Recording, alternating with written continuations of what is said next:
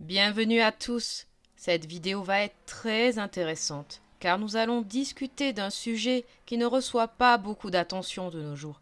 En fait, c'est le cas dans une certaine mesure, mais il n'est généralement associé qu'à la photographie d'esprit. Mais il semble qu'il y ait une quantité impressionnante de photos historiques qui sont présentées comme telles, alors qu'il y a quelque chose qui ne va pas avec ces photos. Donc la question qui se pose est la suivante. Des techniques de manipulation de photos ont-elles été utilisées au début de la photographie, environ entre 1840 et 1920, ou bien toutes ces photos sont-elles considérées comme des faits historiques? Je pense qu'une fois que l'on commence à se plonger dans cette question, ou dans l'idée que Photoshop existait avant les années 1900, on commence à ouvrir des portes très étranges qui soulèvent encore plus de questions. Nous aborderons cette forme d'art perdu qu'est le traitement des photos anciennes et l'histoire qui la sous-tend pour aider à trouver d'autres exemples de photos. Je voulais remercier Stuff Beagle qui fait d'excellentes recherches. Et puis j'ai récemment regardé un live extraordinaire sur ce sujet sur la chaîne d'autodidactique de Campbell. Donc bravo à eux. Il s'intitule Overexposed. Et vraiment, ça m'a bluffé parce que j'avais déjà vu ça dans nos recherches sur de nombreuses photos. Mais là, le nombre des photos manipulées s'accumule vraiment. Alors j'ai pensé à faire une présentation sur ce sujet. Alors Biggs a beaucoup aidé à la réalisation de ces photos, donc n'hésitez pas à aller voir sa chaîne et à lui envoyer un peu d'amour. Une photo peut être un outil puissant. Pour quelqu'un qui en fait l'expérience pour la première fois, elle peut vraiment être magique. Mais les photos racontent une histoire, et pour beaucoup, c'est la façon dont nous nous souvenons du passé. C'est notre seule porte d'entrée vers ce qu'était la vie, et dans de nombreux cas, elle explique la nature de la vie urbaine de l'époque. Lorsque la photographie est apparue au début du 19e siècle, les gens ne savaient pas quoi penser d'une technologie aussi nouvelle, au point d'ignorer les méthodes avancées de cet art, telles que la composition ou la superposition de plusieurs photos en une seule. Pourtant, aujourd'hui, les photos anciennes sont également utilisées par les historiens pour mieux comprendre le passé, qu'il s'agisse de documenter des dates, des photos de construction ou même des événements historiques sur la base de ces documents photographiques.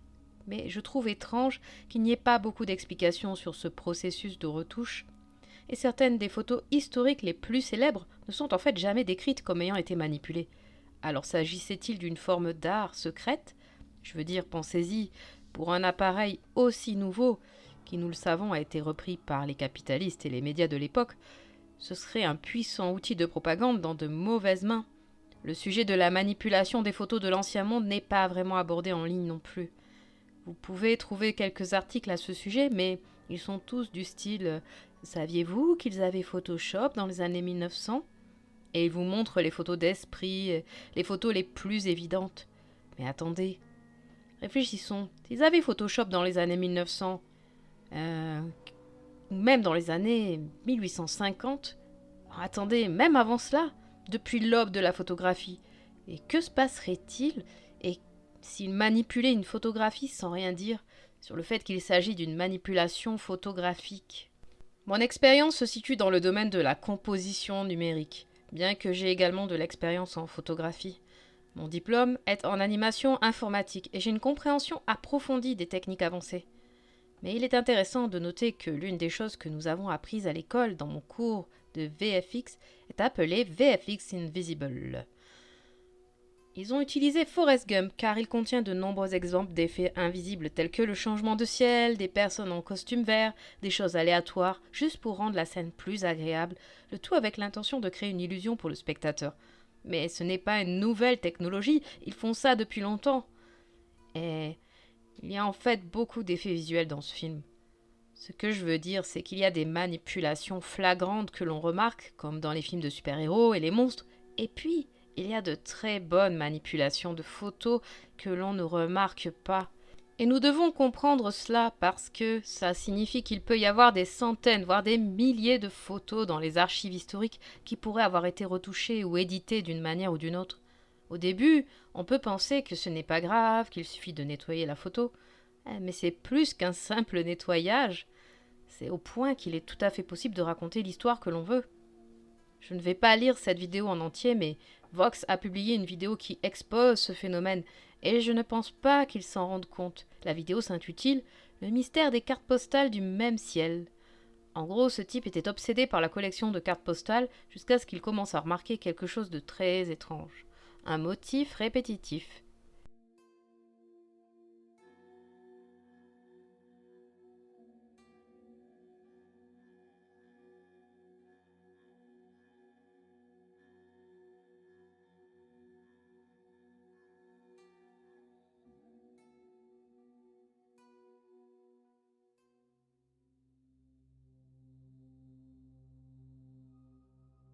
Citation. Vous le voyez, et puis c'est tout. Ce type a donc regroupé et organisé ces cartes postales et indiqué clairement qu'ils ont réutilisé les mêmes stocks de ciel sur toutes ces cartes postales. Same Sky Postcards. Cartes postales du même ciel. Et ce que vous devez taper sur Google pour trouver ces cartes postales. Il mentionne également qu'il déplaçait la photo pour essayer de la changer, de créer des variations. Mais il s'agit toujours de la même photo. Alors pourquoi faire cela sur des centaines de cartes différentes? Pour qu'elles soient plus belles? Pour les présenter sous un meilleur jour? Les gens ne pensent pas vraiment lorsqu'ils achètent ces vieilles cartes postales qu'elles ont été modifiées, peut-être en les colorant un peu, mais en les masquant complètement et en changeant le ciel. Et que pouvaient-ils faire d'autre encore? Ils affirment dans la vidéo qu'il est devenu évident que ces ciels ne faisaient pas partie des photos originales, même s'ils sont présentés comme réels et que personne n'ait jamais expliqué qu'il s'agissait de photos modifiées. D'où le mystère des cartes postales avec le même ciel. Alors pourquoi ont-ils fait cela? Alors, ils découvrent avec intérêt que toutes ces cartes postales ont été imprimées par une seule et même entreprise qui tente alors d'expliquer qu'il s'agit simplement de la signature de l'entreprise. Bien en vue, mais que personne ne peut la voir. C'est étrange qu'ils fassent ça et que cela semble être une opération. Pourquoi cette société a-t-elle fait le tour et édité toutes ces cartes postales différentes de tant de lieux différents? Bizarrement, il montre cet article de journal avec un texte surligné disant que le Dexter Press Inc. est l'un des plus grands fabricants de cartes postales. Mais il est intéressant de noter que dans le texte grisé, on peut lire la photo d'une belle baigneuse qui vous fait signe sur une plage de Floride, ou d'un pêcheur de truites qui lance à la mouche dans un ruisseau du Colorado. Il y a de fortes chances que Dexter Press l'ait en sa possession. Ils ont donc une collection massive de photos. Dans cette vidéo, il vous explique précisément comment ils procèdent. L'homme qui possédait Dexter Press avait un département artistique entier pour la manipulation de photos. Il ne l'appelait pas ainsi, mais c'est exactement ce qu'il faisait.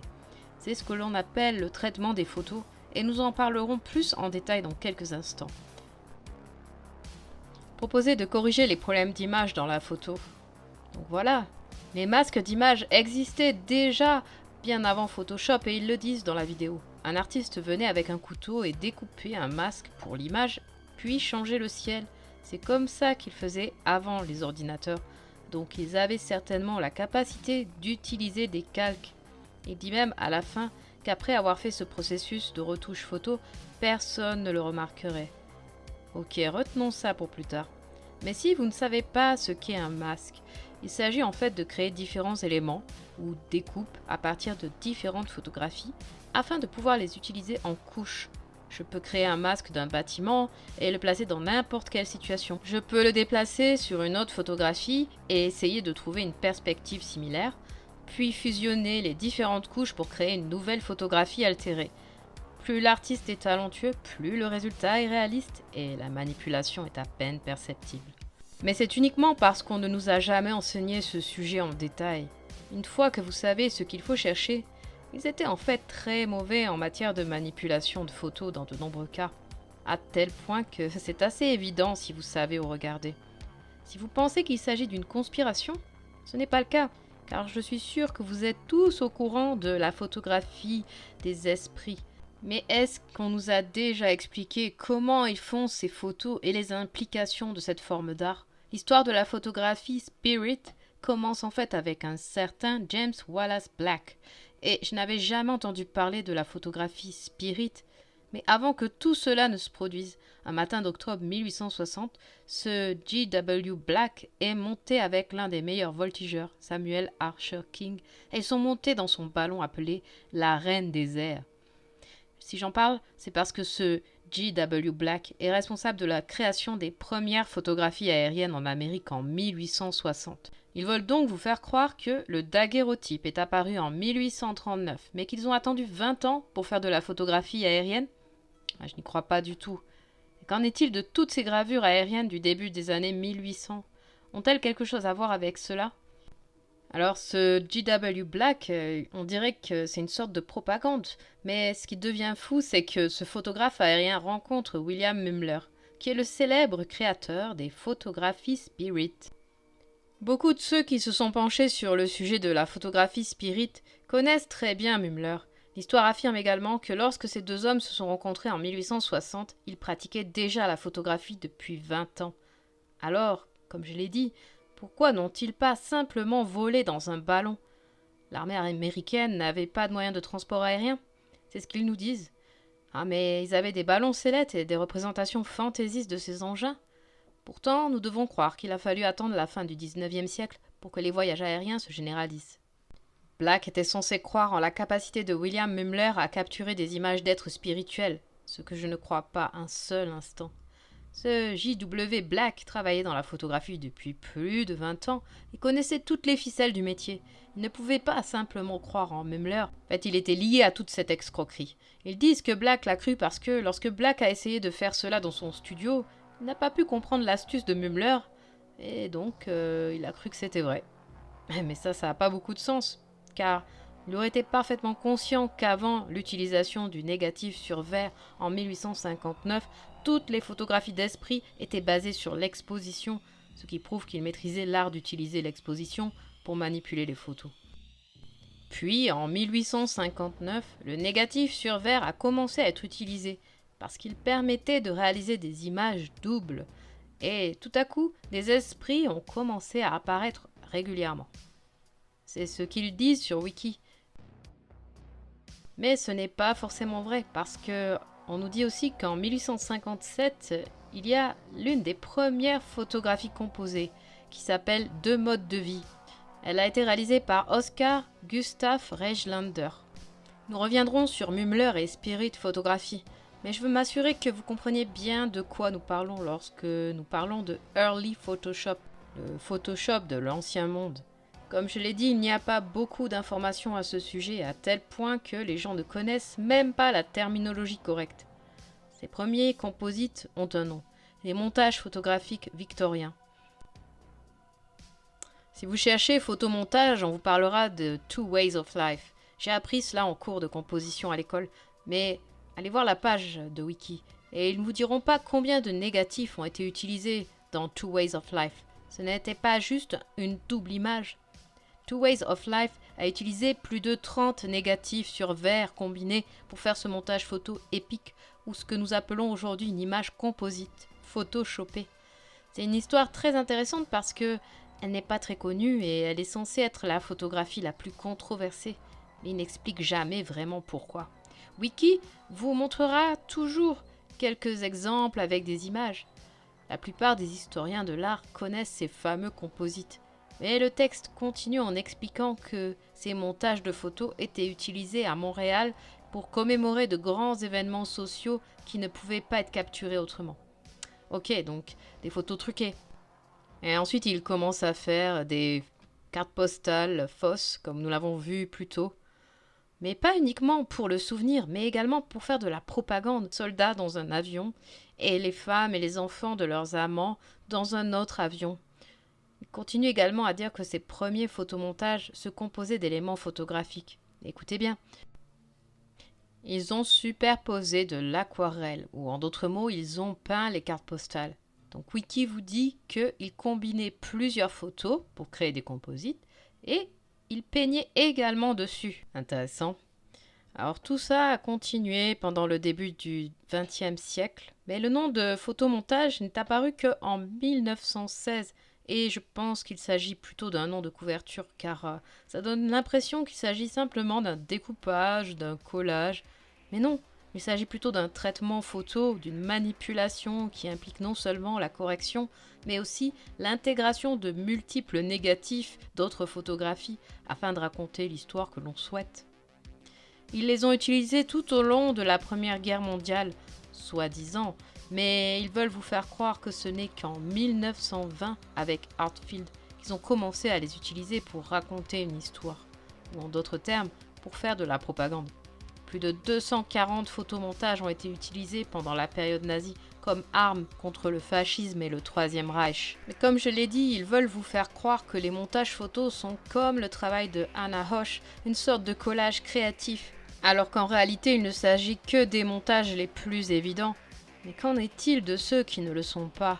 Cette méthode a été utilisée par la propagande russe avec des artistes comme Eli Lissitsky, Alexander Rodchenko, Gustav Klutzy et Valentina Kulagina. Ce processus était donc parfaitement maîtrisé dans les années 1920 pour l'utilisation de la propagande. Mais qu'en était-il avant? Saviez-vous par exemple que l'une des peintures les plus célèbres de Lincoln est en fait un portrait composite qui place sa tête sur le corps de l'homme politique sudiste John Calhoun? Ce processus de photomanipulation remonte aux années 1850 et était utilisé pour tromper les gens, tout comme nous utilisons Photoshop aujourd'hui. Ils pouvaient le faire en ajoutant des négatifs dans un processus de collodion humide, ce qui leur permettait d'extraire et de mélanger plusieurs négatifs pour obtenir une image finale. Cette photo s'appelle General Grant at City Point. Elle est un montage ou un composite de plusieurs images et ne représente pas réellement le général Ulysses Grant à City Point. 3 photos fournissent différentes parties du portrait. La tête, prise par Grant à son quartier général de Cold Harbor en Virginie, le cheval et le corps de l'homme, pris par le général de division Alexander McDowell McCook, et l'arrière-plan, pris par des prisonniers confédérés capturés lors de la bataille de Fisher's Hill en Virginie. Elle est datée de 1902. On nous dit que la caméra ne ment jamais, n'est-ce pas? Il s'avère que les studios réalisent des photomontages depuis les années 1850, voire plus tôt, et qu'ils peuvent combiner jusqu'à 30 négatifs différents. Voici un très bon exemple qui n'est pas très connu. En 1871, Ernest Eugène Appert a falsifié des photographies des massacres de la Commune de Paris de 1871.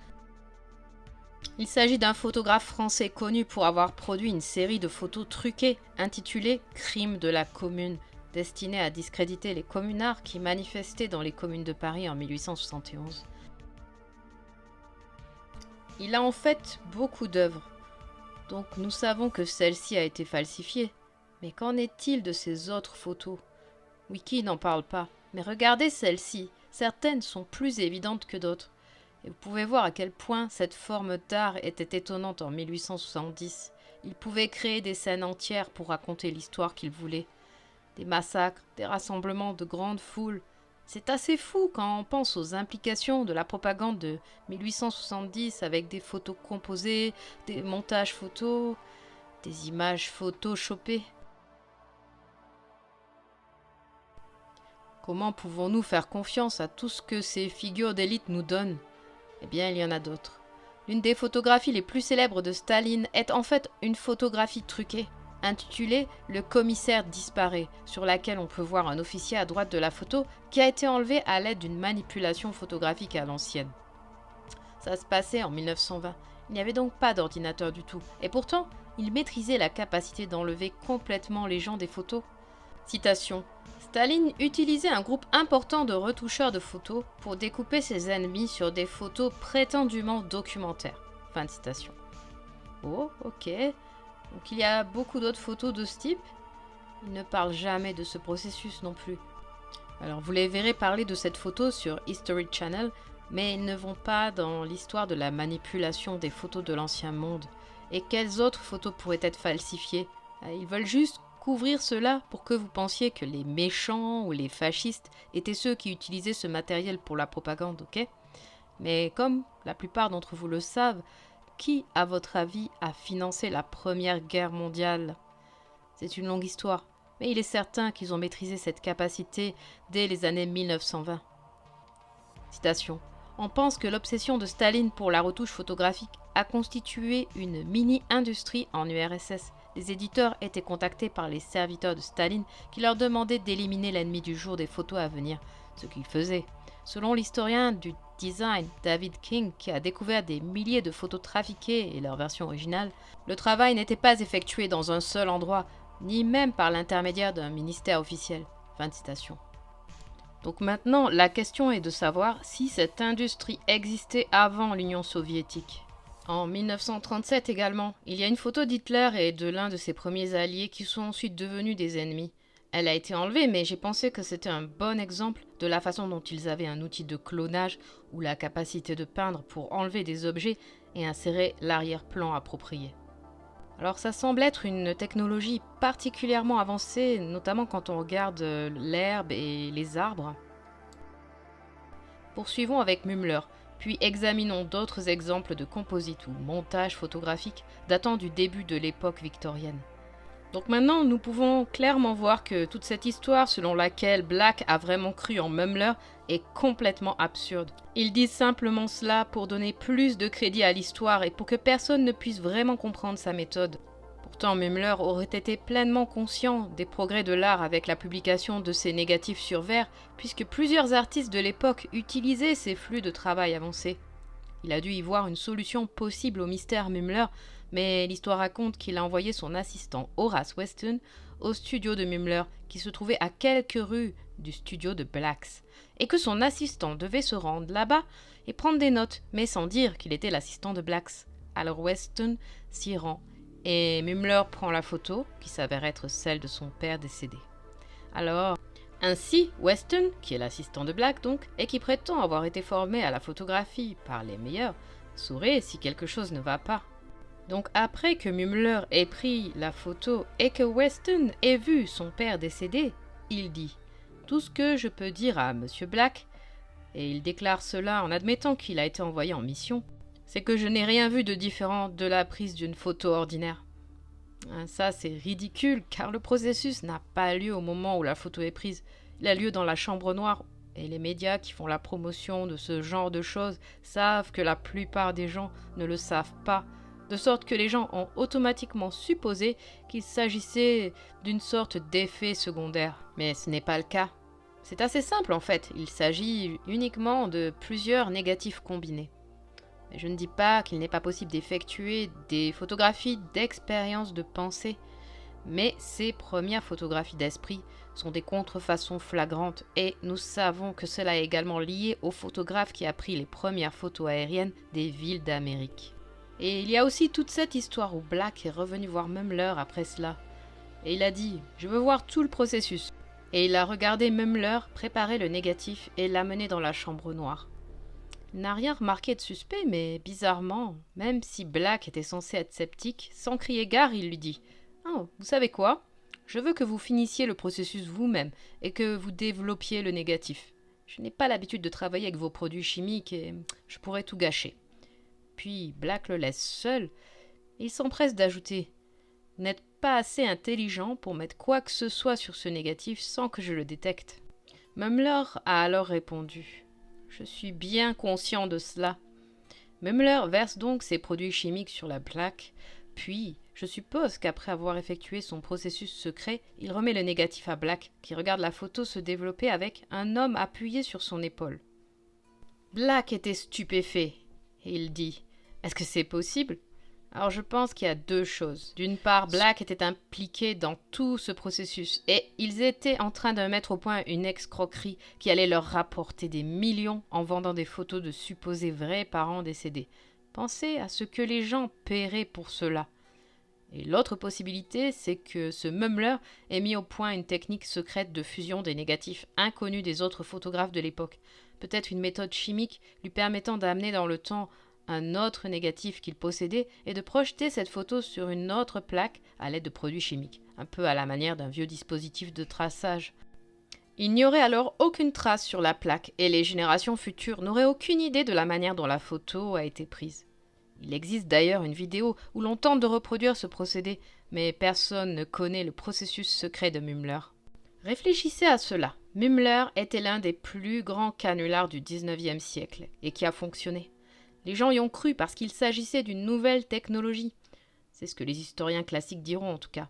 Ils avaient très probablement cette technologie plus tôt. Mais ce que je veux dire, c'est que les orphelins à qui l'on donne des photographies et qui n'ont aucune compréhension de la composition, des processus avancés de traitement des photos, de la combinaison des négatifs et de bien d'autres techniques, ne vont pas remettre en question une photographie qui semble authentique, surtout lorsqu'elle est accompagnée d'une histoire. Maintenant, en ce qui concerne la photographie spirit, et c'est assez évident et la plupart d'entre vous seront d'accord pour dire qu'il ne s'agit pas seulement d'une vieille manipulation de photos, mais aussi d'un vieux mensonge, d'un canular. Mais jusqu'à quel point cela va-t-il loin? Pour résumer, en ce qui concerne les photomontages, l'histoire de l'art ne les enseigne que sous l'angle des canulars et de la propagande, avant qu'ils ne soient repris par des artistes surréalistes et contemporains. Ils peuvent mentionner quelques célèbres composites anciens comme les deux modes de vie, The Two Ways of Life, mais ils ne parlent pas vraiment d'autres figures comme Gustave Le Gray, qui est à l'origine du ciel rapporté. Je suis sûre que beaucoup d'entre vous connaissent le phénomène des vanilla skies, les ciels vanillés, que l'on peut voir clairement sur de nombreuses photographies anciennes. Il y a même des sceptiques qui disent que l'explication est simplement due à la nature du spectre de la lumière visible, qui fait que les rouges ressortent plus sombres et les bleus plus clairs. Ce qui est en fait vrai, ce qui amène les gens à penser que les vieilles photos étaient surexposées et avaient des ciels vanilles parce que c'est simplement la nature des émulsions utilisées. Mais deux choses peuvent être vraies en même temps. Ce qui veut dire que c'est un problème, n'est-ce pas? C'est un problème de ciel vanillé. Et c'est intéressant parce que cette histoire de bleu surexposé prouve sans l'ombre d'un doute qu'ils utilisaient la manipulation des photos dès le début pour résoudre ce problème. Tout commence avec Gustave Le Gray, pionnier de ce que l'on appelle le procédé au collodion, inventé par Frederick Scott Archer. Il s'agit d'une des premières techniques de manipulation photographique, dans laquelle le matériel photographique est enduit, sensibilisé, exposé et développé en l'espace de 15 minutes. Le procédé du collodion a permis à Le Gray de résoudre un problème qui ne pouvait pas être résolu avec la supposée nouvelle technologie de l'époque, le problème du ciel vierge. Les gens peuvent penser que c'est une preuve contre le ciel vanillé, mais c'est en fait le contraire, parce qu'en 1850, ils utilisaient ce entre guillemets, problème de la photographie à leur avantage. Ils s'efforçaient de le résoudre et, curieusement, ce procédé au colloïdion et Le Gray sont liés au gouvernement français de l'époque. Dans Mission héliographique, les remparts de Carcassonne, on apprend que Le Gray se déplaçait pour prendre des photos de sites anciens et de châteaux en France, et qu'il s'efforçait de prendre l'une de ces photos des châteaux et de faire un échange de ciel pour la zone blanchie du ciel, ce qui signifie qu'il voulait manipuler une photo d'un site ancien prise au cours d'une étude de plusieurs sites différents. Dans une étude de 1850 sur la lumière et l'obscurité, on essayait de résoudre le problème de la création de ciel et de la prise de photos de la mer, puisqu'elles étaient toutes les deux bleues. Dans les années 1850, on a donc ajusté l'exposition et les produits chimiques utilisés pour pouvoir capturer le spectre bleu. Et en plus, on les a réunis pour créer une œuvre d'art intitulée « Effet solaire » qui, si vous disiez à quelqu'un qu'il s'agit d'une vieille photographie, personne ne devinerait qu'elle a été éditée. Citation. « Il semble qu'il n'y ait eu aucune déclaration de Le Gray sur la façon dont il a été inspiré pour utiliser la méthode révolutionnaire de l'impression combinée avec des négatifs multiples. Il n'y a pas non plus d'instruction de sa part sur la manière dont il a imprimé l'image finale. Donc il est possible que, conscient de la concurrence entre les photographes d'art, il ait prudemment gardé le silence. Ils auraient donc gardé le silence. Quelles que soient les procédures, les paysages marins de Le Gray, qui combinaient des prises de vue séparées du ciel et de la mer, en une seule image étonnante, étaient considérés comme une évolution majeure, voire étonnante à son époque. Fin de citation. Donc voilà, il s'agit donc d'un processus secret. Et dans les années 1850, on avait déjà trouvé une solution pour les ciels décolorés et la composition des photos réalistes, ou ce que l'on appelle les photomontages victoriens. Grâce à ce procédé, ils ont commencé à capturer des entre guillemets, photos d'archives de plusieurs ciels et mers de la côte française, ce qui prouve qu'ils étaient capables de capter la lumière bleue il y a plus de 250 ans. Ici, en 1858, nous avons un premier composite appelé Fading Away par Henry Peach Robinson, qui a été construit à partir de 5 négatifs différents, ce qui est assez avancé pour une période aussi ancienne. Il y a également plusieurs photos dont l'artiste est inconnu et qui apparaissent lorsque l'on tape Old Photoshop. L'homme à deux têtes de 1865. L'homme jonglant avec sa propre tête de 1880. Un homme sur un toit avec 11 hommes en formation sur ses épaules. Et celle-ci vous fait vraiment réfléchir. La prochaine photo est très célèbre. Déjeuner au sommet d'un gratte-ciel de 1932. Bon, mais maintenant que nous en savons plus sur les premières techniques de photographie, qui peut dire qu'elle n'a pas été altérée? On ne nous dit pas si plusieurs négatifs ont été utilisés ou non. Elle est principalement attribuée à Lewis Hine, mais l'identité du photographe reste inconnue. Elle est littéralement considérée comme un morceau de l'histoire américaine. Mais ils ne savent pas qui en est l'auteur? Et regardez la faible luminosité autour de ces gens. Est-ce que ça ne vous fait pas penser à un photomontage? Pensez-y, ils ont commencé à comprendre qu'ils pouvaient produire des photographies légendaires, étonnantes, et prétendre qu'elles étaient réelles. Alors pensez aux implications. Vous ne pensez pas que les barons du crime, les riches capitalistes et l'élite politique en étaient conscients? Je pense qu'ils en étaient parfaitement conscients, à tel point qu'il s'agissait d'une industrie à part entière. Mais avant de poursuivre, il convient de comprendre les différents types de traitement des photos, chacun d'entre eux étant unique et donnant des résultats différents. La photographie est tout simplement une technologie chimique. Vous disposez d'une plaque qui peut être constituée d'une variété de matériaux différents, les plus anciens étant le métal ou l'étain. Puis est venu le verre. Ces plaques sont enduites de produits chimiques qui réagissent ensuite avec la lumière.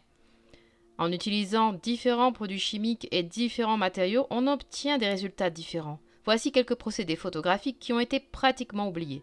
L'héliographe, l'hylotype, le calitype, le physototype, le colotype, le cyanotype, le daguerreotype, le ferrotype, l'embryotype, le tirage au charbon, le tirage à l'albumine et le carte de vista. Mais il y en a d'autres et d'autres encore qui ont été gardés secrets parce qu'ils disposaient de cette technologie pour aider à la réalisation de gravures sur plaques de cuivre. La plupart d'entre vous connaissent les tintypes, les photographies de type ferrotype, parce qu'elles sont exposées dans les foires. Ces procédés sont considérés comme beaucoup plus rapides que les autres et ne nécessitent donc pas beaucoup de travail en studio. Mais nombre d'entre eux ont en fait été modifiés pour créer des photographies composites. L'une d'entre elles en particulier montrant deux jeunes filles devant un grand château, qui est clairement un mélange de peinture et de photographie. Les ferrotypes et ambrotypes utilisaient ce premier procédé au collodion humide pour capturer une image sous-exposée qu'ils traitaient ensuite avec des produits chimiques pour en faire un positif. Ils plaçaient ces verres négatifs traités positifs devant un papier noir pour créer les ambrotypes. Et pour les tintypes ou ferrotypes, il s'agissait d'un métal laqué noir. On ne dit pas qu'il s'agit d'une image manipulée, mais le ciel est très clair dans ce ferrotype datant d'environ 1900. Ils disposaient également de ce que l'on appelait un fixateur photographique, dans lequel ils utilisaient du cyanure de potassium pour obtenir une image aussi claire que possible, ce qui permettait de fixer les images surexposées, de les rendre plus stables et d'éviter la formation de brouillard. Les ferrotypes ont d'abord été appelés mélanotypes. Les portraits au crayon et à la craie sont des images manipulées artistiquement qui semblent être un croisement entre des dessins à la craie ou au crayon. Les photographies japonaises des années 1860 ont toutes été teintées. Beaucoup d'entre elles sont d'une qualité extrême, mais cela montre à quel point le processus de fabrication d'une photographie est important, au point qu'il s'agit d'une œuvre d'art mise en scène. Le processus de doctorisation des photographies existe depuis l'aube de la photographie. Mais n'allons-nous pas discuter de l'éthique impliquée dans un tel processus? C'est un puissant outil de propagande. N'oubliez pas que ces premières photos sont des documents historiques dans de nombreux cas. Nous savons qu'il existait des studios de retouche qui procédaient à l'élimination du vieillissement, à l'instar des filtres modernes des médias sociaux, et qu'il pouvait le faire avant les années 1900 et nettoyer ou supprimer tout ce qu'il souhaitait. Je pense que c'est le concept de base des ciels vanillés ou Vanilla Skies, que ces photos montrent des signes de falsification précoce et que cela n'a pas vraiment d'importance qu'il y ait eu des processus photographiques qui ont surexposé les blancs parce que, comme nous l'avons appris, ils avaient d'autres processus pour s'adapter à cela. Donc ils savaient que c'était un problème et que cela pouvait être utilisé pour cacher certaines caractéristiques. J'en dirai plus à ce sujet bientôt. Mais les premières photographies, à peu près toutes, sont soumises à un processus de retouche photo, comme l'expliquent clairement de vieux livres. Écoutez ça, du Collège de photographie de l'Illinois en 1905. Nous avons un petit livre qui parle et explique la photographie et comment elle dépend de la retouche. Citation. La photographie, ce qu'elle est et comment elle est faite. Pour ceux qui ne sont pas familiers avec l'art et la science de la photographie, quelques explications sont nécessaires. Lorsqu'une photo est prise avec un appareil photo, elle est réalisée sur une plaque de verre qui, après développement, montre l'objet en nuances de noir et de blanc inversés. Cette plaque est appelée le négatif, dans laquelle toutes les petites imperfections de la peau, ainsi que les ombres, les rides et les imperfections du visage, sont nécessairement exagérées et doivent être surmontées par un travail manuel afin de produire une image correcte et agréable. C'est pour améliorer l'image et en supprimant et adoucissant ces imperfections que la plaque est envoyée au retoucheur qui travaille sur le négatif lui-même à l'aide d'instruments fins. Fin de citation. Il maîtrisait cet art. Des collèges entiers étaient dédiés à cette profession. Alors laissez-moi vous montrer quelques exemples de ce qu'il pouvait faire. Nous connaissons le vieillissement, mais il existait un procédé appelé gravure qui permettait à un photographe artistique de manipuler le négatif. C'est intéressant parce qu'il n'y a pas d'explication détaillée en ligne sur ce dont il s'agit exactement. Nous savons qu'ils retouchaient les photographies avec de la peinture et même de l'aérographe, un terme qu'ils utilisent encore aujourd'hui. Mais ils le faisaient depuis le début de la photographie. L'aérographe peut être plus difficile à remarquer. Mais il ne parle pas tellement de cet ancien processus photographique qu'il s'appelle la gravure et le modelage. Dans un livre datant de 1909 et basé sur un livre plus ancien, datant de 1868, on trouve de nombreux exemples et explications sur ce processus. La gravure est exactement l'inverse de la retouche, car au moyen de couteaux de gravure, c'est une lame d'acier très tranchante, le film est rasé ou gratté proportionnellement à la quantité enlevée, ce qui permet de réduire les hautes lumières, d'accentuer les ombres, d'enlever les parties indésirables et de produire des détails là où l'opacité du négatif était si forte qu'elle l'aurait détruite. Il grattait donc le négatif avec un couteau pour enlever les choses correctes, et il jouait avec les lumières et les ombres pour enlever ou adoucir les zones trop détaillées. Mais il ne se contentait pas d'éliminer les imperfections et de rajeunir les gens, il pouvait déformer et manipuler les coups pour les rendre plus minces. C'est de la gravure ça ? Cette illustration détaille un processus de gravure au cours duquel ils ont redressé les yeux croisés, ce qui est assez impressionnant. Ils peuvent également prendre une photo de vous avec les yeux fermés, puis, d'une certaine manière, la gravure d'un œil peut être réalisée à partir d'un dessin, puis avec un mélange d'autres négatifs et avec un nettoyage à l'aide de processus de gravure, on peut lui donner un aspect réel. Si vous regardiez uniquement la dernière photo, vous ne verriez même pas que celle-ci a été manipulée. Alors, il pouvait aussi modifier la taille des gens et il pouvait aussi ajouter des vêtements sur un sujet, ce qui aboutissait à un résultat réaliste. Il pouvait modifier des coiffures, modifier votre corps dans des proportions drastiques. Puis ensuite, ils expliquent comment graver des figures individuelles à partir de groupes. Et cela se passe donc 10 ans avant Staline, et c'est basé sur un livre plus ancien. Donc oui, ils auraient pu faire cela bien plus tôt. En combinant la gravure et la retouche, c'est-à-dire en utilisant le couteau et le crayon, on grave et on modèle. Et avec ces deux instruments, on peut faire toutes les modifications que l'on veut sur le négatif. Les hautes lumières sur les dos, le cou, peuvent être réduites et atténuées. Les coups épais rendus minces, les draperies excessives supprimées, les nez crochus redressés, les ombres accentuées, les cheveux ajoutés, les arrière-plans modifiés, les parties indésirables supprimées, les figures retirées des groupes, etc. En gros, tout ce qu'il voulait faire, c'est l'ancien monde de Photoshop. Ils l'ont fait avec des peintures de paysages, des cartes postales, des portraits, des photos de famille. Alors, pourquoi ne devons-nous pas croire qu'ils l'ont fait avec des photos politiques et nos archives historiques?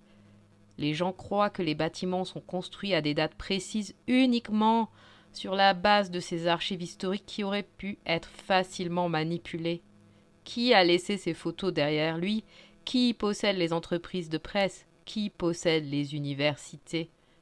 Il maîtrisait cette forme d'art dont l'origine est très probablement ancienne. Un exercice dans les livres montre comment les étudiants essayaient de graver dans différentes valeurs et de produire des fondus doux et graduels avec le couteau afin de contrôler finement ce processus. L'auteur explique comment retirer la figure de l'arrière-plan et la rendre beaucoup plus agréable que l'original, ainsi que le processus d'ajustement des ombres pour obtenir une valeur plus douce. Fondamentalement, toutes les photos de l'ancien monde sont fausses. C'est le processus de la photographie. Les négatifs étaient gravés et modelés pour être beaux. Ils devaient l'être, sinon les détails étaient trop forts. Il y avait beaucoup de zones sombres. Ainsi, nos archives photographiques de photos retouchées sont des photos manipulées, des photos altérées, des photos trafiquées, des Photoshop de l'ancien monde. Quel que soit le nom qu'on leur donne, mais elles ne sont pas réelles, et nous devrions certainement remettre en question toutes les photos historiques et le niveau de retouche qui leur a été appliqué. Il est évident qu'il y a des niveaux à franchir. Les photographies nécessitent ce processus pour s'assurer parfois qu'il n'y a qu'une altération minimale, mais ce processus était connu des politiciens et des barons voleurs à l'époque. Vous ne pensez pas qu'ils en auraient profité? Il y a une partie où il parle de la gravure des statuettes, et c'est vraiment bizarre. En s'écartant du travail de retouche commercial habituel, il est possible de produire des effets très agréables et artistiques qui sont toujours appréciés par le public amateur d'images. Pour les travaux spéciaux, et en particulier dans le domaine de la publicité, le retoucheur sera appelé à travailler les négatifs et les tirages pour obtenir des effets très différents de l'original. L'utilisation intelligente de l'eau forte et du crayon permettra au photographe de produire presque tous les résultats souhaités dans ce domaine. Il explique comment la figure entière est masquée et séparée, placée sur un nouveau fond, puis la tête de l'enfant mélangée aux poses du corps. Il explique aussi comment ils peuvent mélanger de manière transparente plusieurs photos d'une manière réaliste. Pas seulement en échangeant le ciel, parce que cela pouvait être un masque difficile. Il explique le processus dans lequel ils prennent une photo d'une pose du corps et des poses de la tête séparément, puis ils mélangent de manière transparente les photos pour donner l'effet souhaité par le client. Une gravure avancée montre comment ils ont pu transformer le portrait d'une personne en statue. Ils pourraient même changer l'expression de votre visage s'ils en avaient besoin. Bien que ce livre décrive en détail ce processus, il ne se concentre que sur des sujets humains, ce qui ne veut pas dire que c'est tout ce que cette gravure peut faire.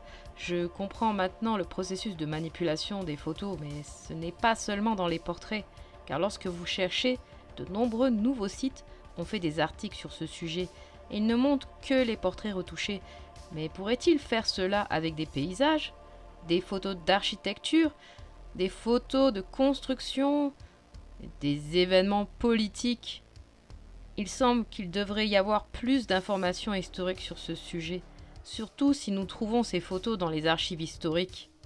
C'est une évidence, mais voici Colorado Springs en 1913, qui montre comment ce processus se déroulerait de manière plus évidente.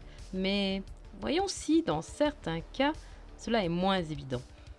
D'abord, je tiens à ce que vous vous rappeliez qui a imprimé ces photos et des milliers d'autres photos et cartes postales. La Detroit Publishing Company. Alors je tiens à remercier particulièrement Biggs pour nous avoir aidés sur cette vidéo. Il nous a fourni pas mal de photographies que vous pourrez aller retrouver sur sa chaîne. On met le lien en description. Dans les archives de la Bibliothèque du Congrès, si nous regardons cette photo de l'hôtel Murray Hill à New York, datant d'environ 1900, je vais la laisser zoomer pendant une seconde. À première vue, il n'y a rien de suspect. Je veux dire, il y a un brouillard étrange au-dessus du bâtiment qui ne ressemble pas à une exposition naturelle. Et nous pouvons également voir que le ciel est visible. Alors, comment est-ce possible? S'agit-il d'une image où le ciel a été modifié? Mais zoomons de plus près car cette photo est vraiment très étrange. Pour commencer, tout le bas et le côté droit de l'image sont peints, alors que nous savons que la base est une photographie. Il est très étrange que cette photo soit étiquetée comme un négatif sur plaque sèche et qu'elle ne soit pas mentionnée comme un photomontage ou une image retouchée. Mais pourquoi pas? 15% de cette image ont été peints pour paraître réalistes, pour être invisibles. Un véritable art de retouche.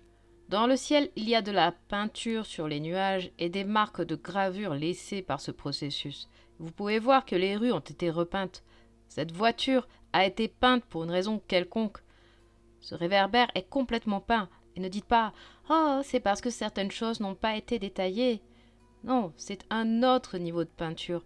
Des gens peints à différents endroits, certains mal dessinés, mais de loin, vous ne le remarqueriez pas. Des visages peints et des zones aléatoires. Toute cette partie de l'escalier est peinte.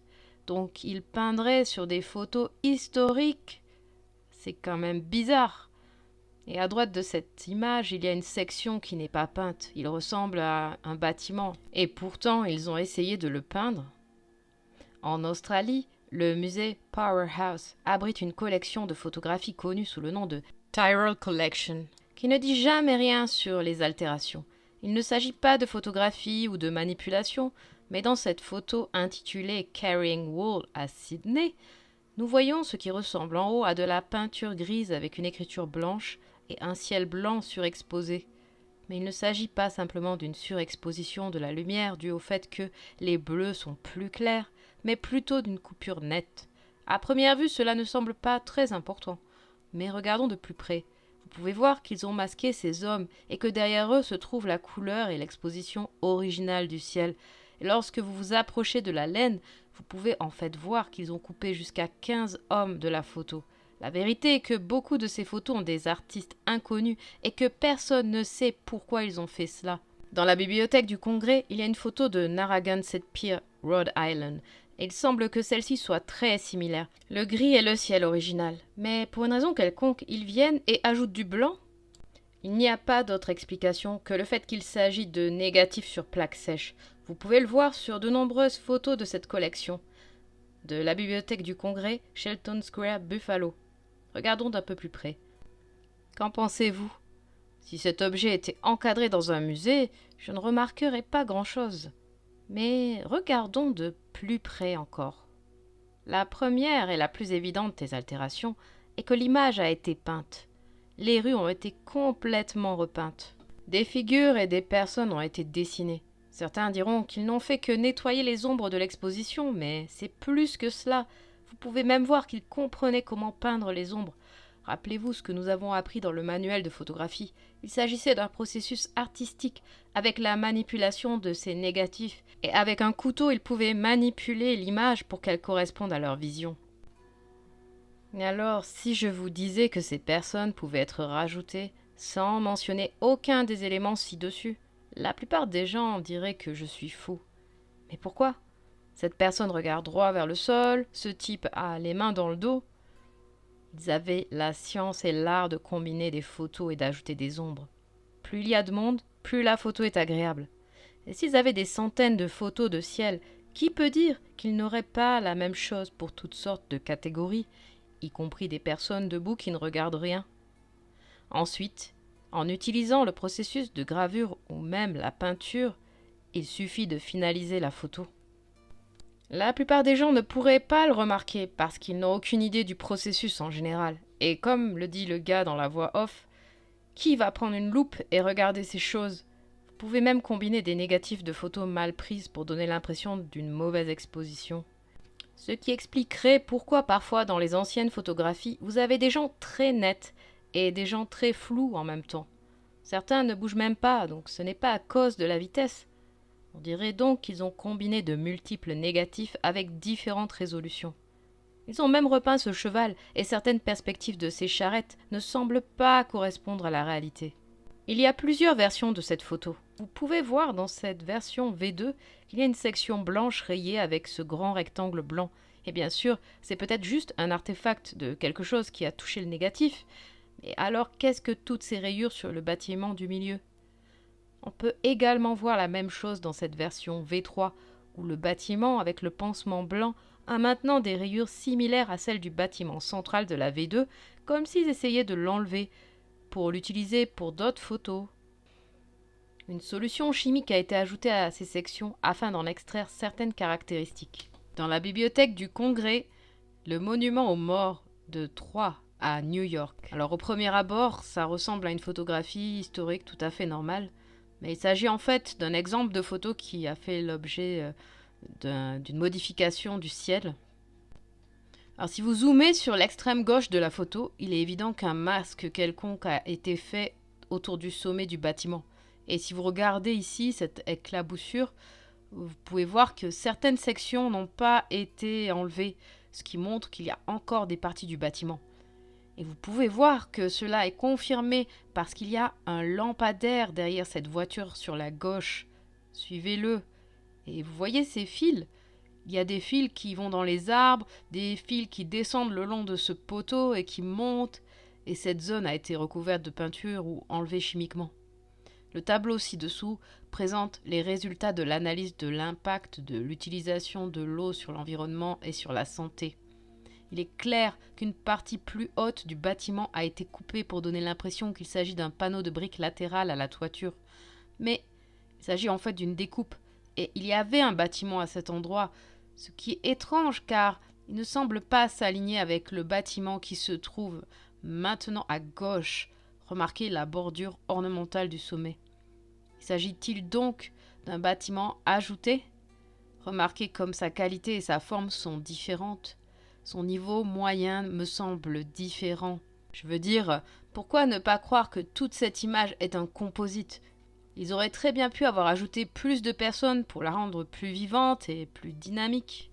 Et quid de ces fissures sur l'obélisque qui semblent ajoutées ou rayées, comme s'ils voulaient se débarrasser de quelque chose? Pour moi, il semble qu'ils cachaient des fils qui étaient hauts dans le ciel, même en coupant ce poteau, et cela va jusqu'à l'autre côté de la photo. Ce n'est pas seulement l'exposition. Alors pourquoi faire cela et ne pas laisser d'explication? Nous en avons reçu 2 autres de la bibliothèque du Congrès, The Wayne County and Home Savings Bank Detroit, Michigan. Cette image me semble très bien. Je pense que la plupart des gens penseraient simplement qu'il s'agit d'une photo historique, d'accord. Mais en y regardant de plus près, le ciel n'est que de la peinture. C'est donc un faux ciel. Des câbles électriques ont été peints et certaines sections flottent. À droite de l'image, on voit plusieurs hommes avec des chapeaux hauts de forme et certains de leurs pantalons ont été peints d'une manière très étrange. De même, cette voiture juste à droite a été repeinte et ce type derrière la voiture n'a même pas de visage. Certains d'entre vous pourront penser qu'il s'agit d'une analyse excessive, ils ont juste voulu nettoyer les photos pour les rendre plus belles. Ok, mais voyez cette ligne blanche ici. Suivons-la et nous allons voir qu'elle mène au bâtiment. Nous montons, et regardez comme elle suit les contours de ce bâtiment.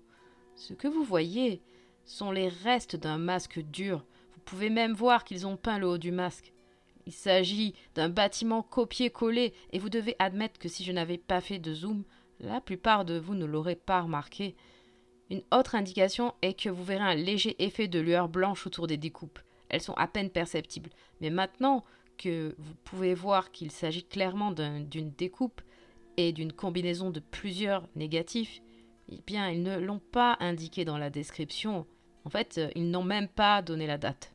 Une fois que tu as vu ce phénomène sur une photo, c'est plus facile de le voir sur d'autres. Et voici un autre bâtiment de Détroit, le Wayne County Building, datant d'environ 1902.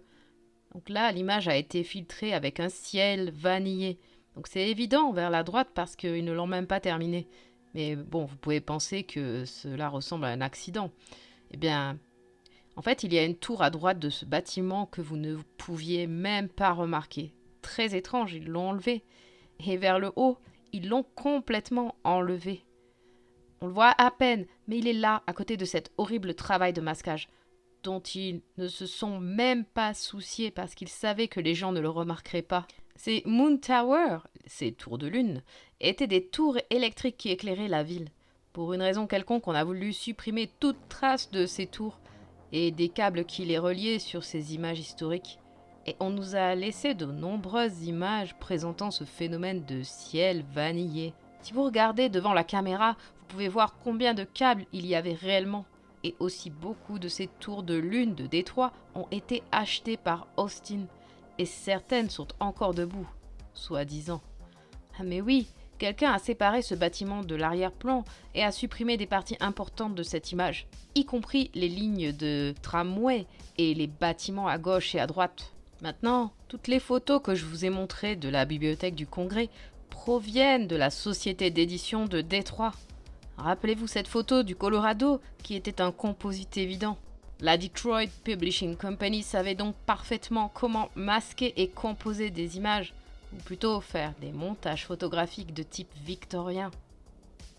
Les ciels vanillés ne sont pas juste une histoire de surexposition, mais bien un processus de masquage par lequel ces sociétés d'édition photographique combinent et modifient les photographies. La Detroit Publishing Company était connue pour avoir réalisé de célèbres cartes postales rappelant les mêmes ciels. Eh bien, nulle part dans cette page, il n'est expliqué les techniques utilisées ni les manipulations ou retouches effectuées sur les cartes postales. Et elle n'indique pas non plus que la société a fait don de sa collection à la bibliothèque du Congrès. S'il modifiait les cartes postales, pourquoi ne pouvait-il pas modifier toutes les autres photos qu'il prenait ? D'ailleurs, leur photographe le plus célèbre, William Henry Jackson. Cet homme est un personnage historique, mais il est aussi devenu directeur de l'entreprise en 1903. Ce type est célèbre pour ses photos de l'Ouest américain, et il est l'arrière-petit-neveu de Samuel Wilson, de l'oncle Sam. L'oncle Sam est une personnification nationale du gouvernement fédéral, et le personnage est né pendant la guerre de 1812. Tout le monde connaît cette pièce de propagande. Eh bien, l'oncle Sam, le neveu de William Henry Jackson, et son grand-père faisaient des bandes dessinées pour les journaux, donc cela fait partie de l'histoire de leur famille. William Henry Jackson était un peintre de la guerre civile et sa mère, Harriet Maria Allen, était une aquarelliste de talent. Jackson était considéré comme un excellent jeune peintre. William est considéré comme un personnage important de l'histoire du Vieil Ouest, parce qu'il parcourait la piste de l'Oregon et se rendait dans les endroits les plus reculés pour prendre ses photos. Il était avec les Mormons et s'est rendu à Salt Lake City, puis il prit un train jusqu'à Los Angeles, prenant certaines des photos historiques les plus importantes de l'Ouest des États-Unis. On suppose qu'il a pris 80 000 photos de l'Ouest américain et qu'il a été commémoré par l'Adventure Club of New York, un club privé orienté vers l'aventure. Club des hommes fondé à New York en 1912 par Arthur Hoffman, créateur du magazine Adventure, qu'il utilisait pour promouvoir ses opinions politiques et préparer les gens à la guerre. Il a été journaliste toute sa vie et a donc fait de la propagande. Quel est le but de ce club d'aventure ? Mark Twain en était également membre, étrangement. Ces hommes étaient donc tous de mèche, et lorsque Jackson s'est rendu dans le sud-ouest du Colorado, il a découvert cette région où se trouve le Ovenwip National Monument, dont il est responsable du nom. Ovenwip signifiant vallée déserte, mais aussi ruine d'anciennes communautés. Voici William Henry avec un appareil photo massif, et la description précise est qu'il s'agit d'un équipement non identifié. Jetons un coup d'œil à quelques-unes des photographies que William Henry aurait prises au cours de sa carrière. Il a pris des photos dans le monde entier. Voici une église à Guadalupe, Mexico. Des bleus surexposés ? Non. Un ciel vanillé. Les arbres ont été effacés, mais ils n'ont même pas fini le processus. Il y a beaucoup de photos qui sont attribuées à William Henry Jackson. Une des descriptions dit probablement William Henry Jackson. Alors, est-ce qu'il ne s'agirait pas d'un autre personnage comme l'oncle Sam, une icône culturelle que ces sociétés nous donnent à manger pour que nous ne nous posions jamais de questions sur ce qui se passe, comme cette photo de Jackson datant de 1870 d'un homme en costume de randonnée qui a l'air bizarre. Il est responsable du Mexique en couleur et de nombreuses photographies avec des ciels vanillés. Cette cathédrale, un pont ferroviaire avec ce qui semble être le sommet d'un ancien barrage avec des tunnels voûtés. Il est également signé Detroit Photographic. Il existe une commission des transports du monde entier avec 900 images de William Henry Jackson à travers l'Afrique du Nord, l'Asie, l'Australie et l'Europe. Je ne dis pas que ce n'est pas possible. Imaginez qu'il s'agisse vraiment d'une production. Je veux dire, les gens n'accordent pas la même valeur s'ils ne pensent pas qu'un artiste ou une personnalité publique est derrière tout cela, et cela leur semble plus naturel. Alors que si une grande entreprise est impliquée, les gens commencent à se poser des questions. Il y a d'autres photos, d'autres studios, comme dans cette collection de la 5e avenue du début à la fin. Il y a cette photo où, en bas à droite, un officier de police est peint, et les rues sont peintes au-dessus d'une photographie. C'est dans les archives de la Bibliothèque publique de New York. Dans une autre, un cheval est peint. Et sur certaines photographies plus anciennes de cette collection, il est difficile de voir le masque autour des bâtiments parce que la qualité est vraiment mauvaise. Mais sur cette photo de la même collection, un bâtiment présente une section découpée au hasard, ce qui montre qu'il a été découpé et recouvert d'une couche vanillée. Alors regardez cette photo. Elle a l'air d'être une autre photo historique tout à fait classique. Mais si vous zoomez, vous pouvez voir ce type qui se tient étrangement debout et quelqu'un qui marche derrière la voiture. Et vous pouvez voir la silhouette de la personne à travers la voiture. Cela ne peut pas être un produit de l'exposition. Ça doit être un artefact de l'utilisation de plusieurs négatifs. Je pourrais continuer à faire ça sur beaucoup de photos. Il y a des foules, des bâtiments peints. Il n'y a aucune contrainte quant à ce qu'ils peuvent faire. Si quelque chose manque, ils utiliseront la gravure pour modifier la photographie, combineront les négatifs pour obtenir un résultat final et en feront don à la bibliothèque du Congrès et à de nombreux musées locaux. Et c'est ce qu'ils montrent dans de nombreux cas. Donc voilà nos archives photographiques. Et ça vient des mêmes personnes qui produisent nos cartes postales. Pensez à ça. Nous avons besoin de beaucoup d'explications sur la façon dont ces photos ont été faites, particulièrement les photos historiques. Comment pouvons-nous faire confiance aux photos de construction comme des preuves solides, quand nous savons qu'ils avaient Photoshop dans les années 1850 et qu'ils utilisaient ce processus de manipulation de photos pendant la Première Guerre mondiale pour la propagande? Comment pouvons-nous faire confiance à ce que nous dit le récit officiel du courant dominant? Sommes-nous censés accepter qu'ils aient construit des milliers de ces bâtiments entre 1880 et le début des années 1900?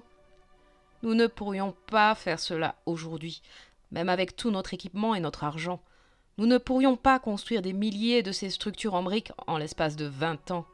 Certaines histoires donnent encore moins de temps pour ces dates de construction, et les seules preuves qui nous sont données sont des photographies dont beaucoup sont extrêmement douteuses.